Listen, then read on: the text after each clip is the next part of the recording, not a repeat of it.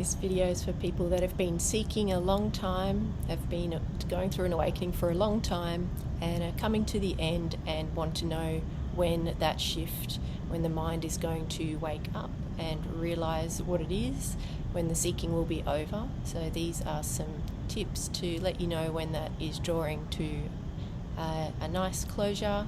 And of course, this is not the end of awakening. You'll actually find that it feels like a beginning. It's just the beginning of your awake life, you could say, and then you're going to go on a whole journey and have a lot more shifts from there.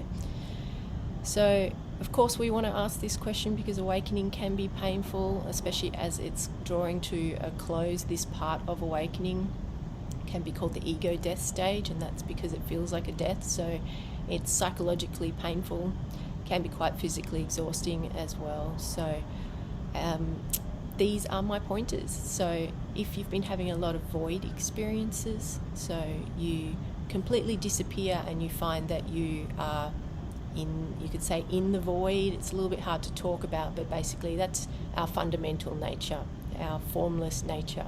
So it's not a place that you go, it's just that everything's stripped away and that you're in your essential nature.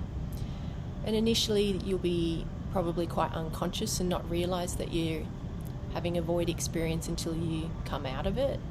And then over time you will most likely become conscious during the void experience. So that's an indication as they're moving along and you're having more of those that you are coming to an end of this phase of seeking.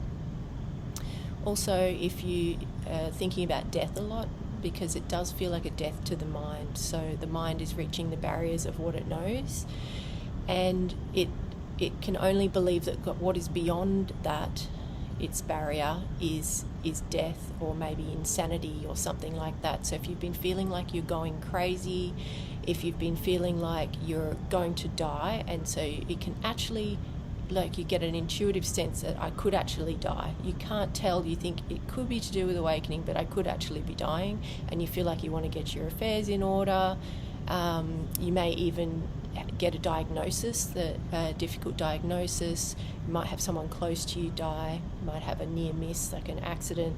Death can become a focus around this time to help you to learn about who you are and how you are eternal, and to help you to have the realization that I am eternal. So that may happen through a dream or a vision where you die, but some kind of death experiences are very common during this time, and also a focus on death keeps sort of coming up. Sounds pretty morbid, hey? So also the fear that comes along with, obviously, the death is you're going to get feeling like you're going to die. Of course you're going to get fear, but it's not just a fear of death. It can initially start that way. It ends up being existential fear of I want to exist, I don't want to not exist.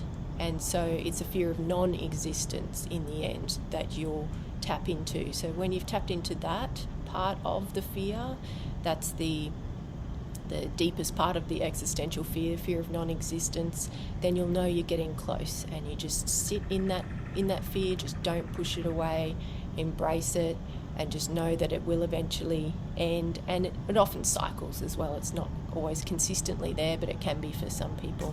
So it's just something that you just need to face, basically, and deal with.